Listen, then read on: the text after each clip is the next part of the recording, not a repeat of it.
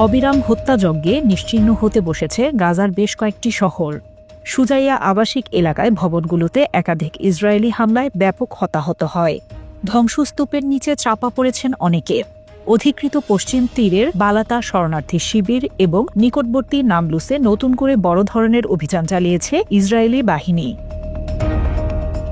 হামলার প্রত্যক্ষদর্শীরা জানান, তেল আবিবের হামলা একটি প্রত্যক্ষ গণহত্যা।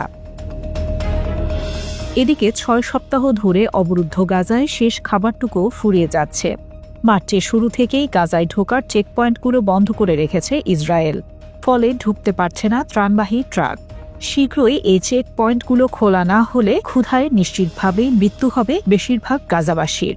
২৩ লাখ বাসিন্দার জন্য বছরের শুরুতে যেটুকু খাবার মজুত করা হয়েছিল তা প্রায় শেষ হয়ে এসেছে।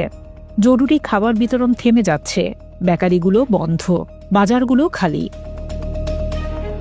গাজাবাসী বলছেন, বেঁচে থাকা মানুষ সকাল বিকাল বোমা বর্ষণ সহ্য করছে, কিন্তু ক্ষুধার জ্বালা সহ্য করতে পারব না, না আমরা না আমাদের সন্তানেরা। নুসাইরাত শরণার্থী শিবিরে শত শত ফিলিস্তিনি একটি খোলা জায়গায় অপেক্ষা করছে প্রতিদিনের খাবারের জন্য।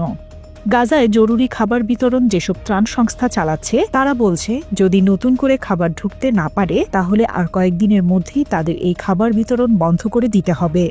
বিশ্ব খাদ্য কর্মসূচি আগে গাজার ২৫টি বেকারিতে রুটি সরবরাহ করত। এখন সবগুলো বেকারি বন্ধ। অল্প পরিমাণ খাদ্য সামগ্রী বিতরণও বন্ধ হয়ে যেতে চলেছে। জাতিসংঘের ফিলিস্তিনি শরণার্থী সংস্থা থেকে জানানো হয়েছে, সব ধরনের নিত্য প্রয়োজনীয় জিনিসপত্র শেষ। ১ মাসের বেশি সময় ধরে ইসরায়েলি কর্তৃপক্ষ গাজা অবরোধ করায় জিনিসপত্রের দাম আকাশছোঁয়া হয়ে গেছে।